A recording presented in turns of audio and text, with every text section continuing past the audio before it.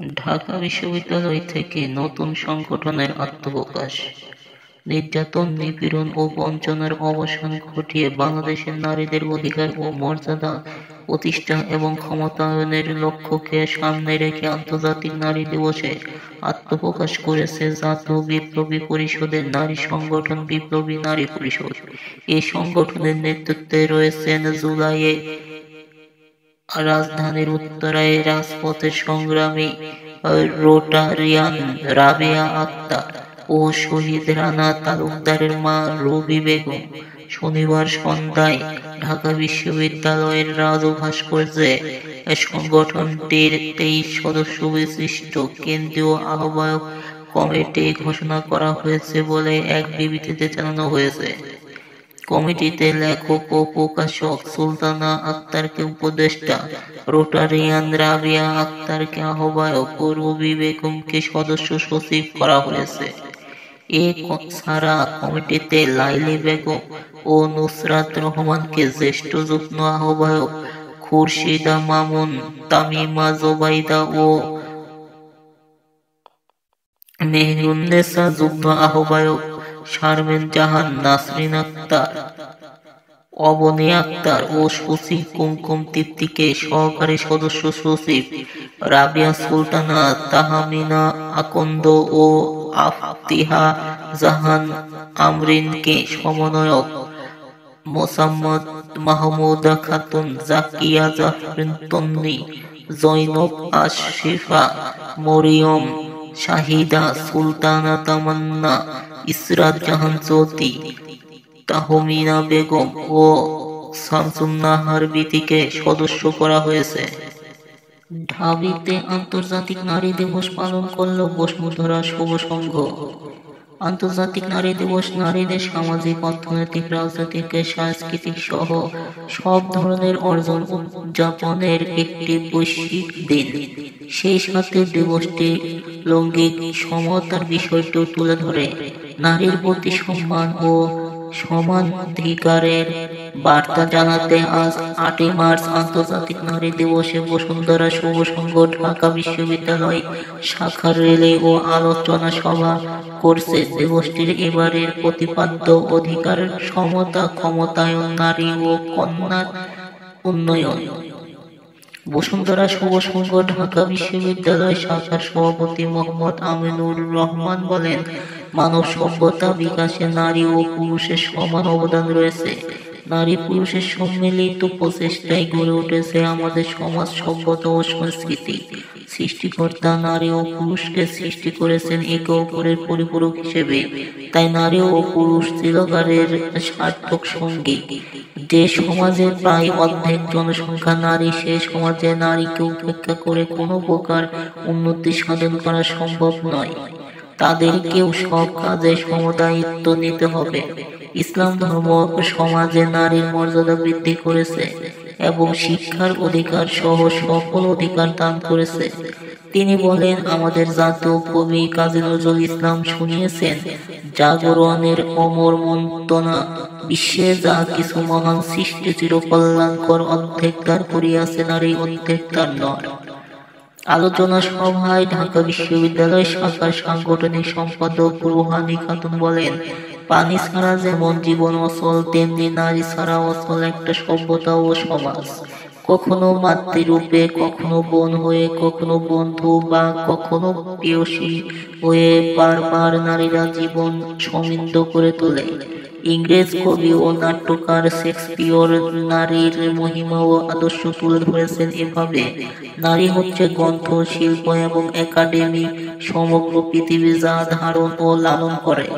আলোচনা সভায় অন্যান্যের মধ্যে উপস্থিত ছিলেন বঙ্গমাতা শেখ ফজিলাতুন্নেসা মুজিব হলের প্রতিনিধি শারমিন আক্তার, বাংলাদেশ কুয়েত মৈত্রী হল শাখার প্রতিনিধি চৈত্রী অধিকারী, রোকেয়া হল শাখার প্রতিনিধি শিরিন আক্তার ও সাদিয়া আক্তার, শামসুন্নাহার হল শাখার প্রতিনিধি অনামিকা বর্মন, সুফিয়া কামাল হল শাখার প্রতিনিধি প্রিয়া আক্তার, ইডেন কলেজ শাখার প্রতিনিধি সুমাইয়া আক্তার ও Government College of Applied Human Science শাখার সাবেক সভাপতি মুসলিমিনা সুলতানা বেগম, বদরুন্নেসা কলেজ শাখার প্রতিনিধি সানজিদা শাইরিন রিপা, ঢাকা বিশ্ববিদ্যালয় শাখার সদস্য সাদিয়া আক্তার, অনামিকা সরকার, উন্মারমা হাসি আক্তার, মরিয়ম সুভি, নির্জনা ফারিয়া, রোজিনা, সাদিয়া, প্রিয়াঙ্কা, বৃষ্টি, আয়েশা, শামিমা প্রমুখ। আলোচনা সভা শেষে ঢাকা বিশ্ববিদ্যালয় এলাকায় একটি র্যালি বের করা হয়। র্যালিটি কেন্দ্রীয় শহীদ মিনারের পাদদেশ থেকে শুরু হয়ে ঢাকা বিশ্ববিদ্যালয়ের মোতাহার হোসেন ভবনের পাশ দিয়ে ঢাকা বিশ্ববিদ্যালয় মেডিকেল সেন্টার প্রদক্ষিণ করে জগন্নাথ হলের পাশে গিয়ে শেষ হয়। এ সময় শুভ সংঘের বন্ধুরা নারী কল্যাণে সচেতনতামূলক বিভিন্ন লেখা সম্বলিত প্লাকার্ড প্রদর্শন করেন। এ বছরে নির্বাচন চায় 58% মানুষ জরিপ। চলতি বছরের ডিসেম্বরের মধ্যে 58% মানুষ নির্বাচন চায়। এর মধ্যে আগামী জুন মাসে নির্বাচন চায় 31.6% মানুষ, আর 26.5% মানুষ ডিসেম্বরে নির্বাচন চায়। শনিবার 8 মার্চ প্রকাশিত জনগণের নির্বাচন ভাবনা শীর্ষক গবেষণা প্রতিবেদনে এ তথ্য জানানো হয়। রাজধানী কারওয়ান বাজারে অবস্থিত ডেইলি স্টারের তৌফিক আজিম হলে এই গবেষণা প্রতিবেদনটি প্রকাশ করে ইনোভেশন। প্রতিবেদনে বলা হয়, জুন ও ডিসেম্বরের মধ্যে জুন মাসে শহরাঞ্চলের চেয়ে গ্রাম অঞ্চলের বেশি মানুষ নির্বাচন চায়। চলতি বছরের জুন মাসে গ্রাম অঞ্চলের 34.41% আর শহরাঞ্চলের 23.95% নির্বাচন চায়। অন্যদিকে ডিসেম্বর মাসে শহরাঞ্চলে ও গ্রাম অঞ্চলের 1% মানুষ নির্বাচন চেয়েছে। শহর অঞ্চলের 26.46% ও গ্রাম অঞ্চলে 26.58% মানুষ নির্বাচন চেয়েছে। এছাড়া 2026 সালের জুন মাসে 7.9%, ডিসেম্বরে 6.6% এবং ডিসেম্বরের পরে 10.9% মানুষ নির্বাচন চায়। অনুষ্ঠানে গবেষণা প্রতিবেদনটি উপস্থাপন করেন ইনোভেশনের ব্যবস্থাপনা পরিচালক মোহাম্মদ রুবাইয়াত সারওয়ার। এ সময় তিনি বলেন, আমরা 8টি বিভাগের 64 জেলার 10,696 জনের মন্তব্য নিয়ে গবেষণাটি করেছি। এই জরিপটি গত 19 ফেব্রুয়ারি থেকে 3 মার্চ পর্যন্ত চালানো হয়েছে। জরিপে 71% গ্রামীণ ও 29% শহরাঞ্চলের মানুষ মন্তব্য দিয়েছেন। এর মধ্যে 55% পুরুষ, 45% নারী মন্তব্য করেছেন। অন্তর্বর্তী সরকারের কাছে সাধারণ মানুষের প্রত্যাশার বিষয়ে গবেষণা প্রতিবেদনে বলা হয়, 69.6% মানুষ অন্তর্বর্তী সরকারের কাছে মূল্য বৃদ্ধির নিয়ন্ত্রণের প্রত্যাশা করে, আর 45.2% আইন শৃঙ্খলার উন্নতি, 29.1% কর্মসংস্থান বৃদ্ধি, 21.8% সরকারি পরিষেবায় দুর্নীতি হ্রাস ও 20.2% নির্বাচন বান্ধব পরিবেশ প্রত্যাশা করেছে। এছাড়া 9.3% আইন প্রয়োগকারী সংস্থাগুলোর সংস্কার, রাজনৈতিক সংস্কার ও 5.3% সাংবিধানিক সংস্কার প্রত্যাশা করেছে। গবেষণায় দেখা গেছে, এই একই ধরনের প্রত্যাশা ভবিষ্যৎ সরকারের কাছেও মানুষ করছে। হাসিনা সরকারের আমলে 3টি নির্বাচন নিয়েও গবেষণা করে ইনোভেশন।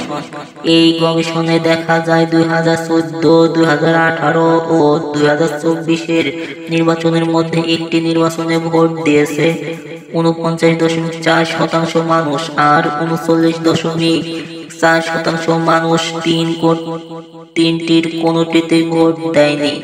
এছাড়া 11.2% নতুন ভোটার তৈরি হয়েছে। গবেষণায় আরও দেখা গিয়েছে, ভোটের সিদ্ধান্তে দল ও প্রার্থীর বাইরেও 21.6% মানুষ স্থানীয় পর্যায়ে রাজনৈতিক দলগুলোর সাংগঠনিক কার্যক্রমে প্রভাবিত হয়। আর 20.5% ধর্মভিত্তিক রাজনৈতিক আদর্শ, 18.6% নির্বাচনী ইশতেহারে জনগণের আকাঙ্ক্ষার প্রতিফলন ও 16.4% জুলাই অভ্যুত্থানের সঙ্গে আদর্শিক অবস্থান থেকে প্রভাবিত হচ্ছে। বাংলাদেশের সঙ্গে সুসম্পর্ক চায় ভারত। রাজনাথ। ভারতের প্রতিরক্ষা মন্ত্রী রাজনাথ সিং বলেছেন, বাংলাদেশের সঙ্গে ভারত সবসময় সুসম্পর্ক রক্ষা করতে চায়। দেশটির বার্তা সংস্থা ইন্দো এশীয় নিউজ সার্ভিসকে IANS দেওয়া এক সাক্ষাৎকারে তিনি একথা বলেন। রাজনাথ সিং বলেন, ভারত সবসময় প্রতিবেশীদের সঙ্গে শক্তিশালী সুসম্পর্ক বজায় রাখতে চায় এবং বাংলাদেশও এর ব্যতিক্রম নয়। আমরা সর্বদা আমাদের প্রতিবেশীদের সঙ্গে সুসম্পর্ক বজায় রাখার চেষ্টা করি। কারণ সাবেক প্রধানমন্ত্রী অটল বিহারী বাজপেয়ী বলতেন, আমরা আমাদের বন্ধুদের পরিবর্তন করতে পারি, প্রতিবেশীদের নয়।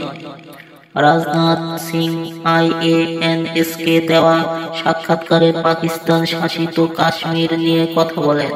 তিনি বলেন, পাকিস্তান শাসিত কাশ্মীরের জনগণ ভারতের সঙ্গে যুক্ত হওয়ার দাবি জানিয়েছে, কারণ ইসলামাবাদ স্বেচ্ছায় কাশ্মীরকে ভারতের কাছে ফিরিয়ে দেবে না। জিম্বাবুয়ের বিপক্ষে সিরিজে স্বস্তি প্রকাশ করেছে বিসিবি। ঈদের পরেই বাংলাদেশে আসছে জিম্বাবুয়ে।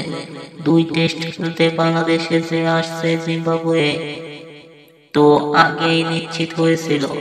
আজ 2 টেস্টের সিরিজের সময়সূচি জানিয়েছে বাংলাদেশ ক্রিকেট বোর্ড বিসিবি। সিরিজের কোনো টেস্ট নেই মিরপুরে। 2 টেস্টের একটি চট্টগ্রামে, অন্যটি সিলেট।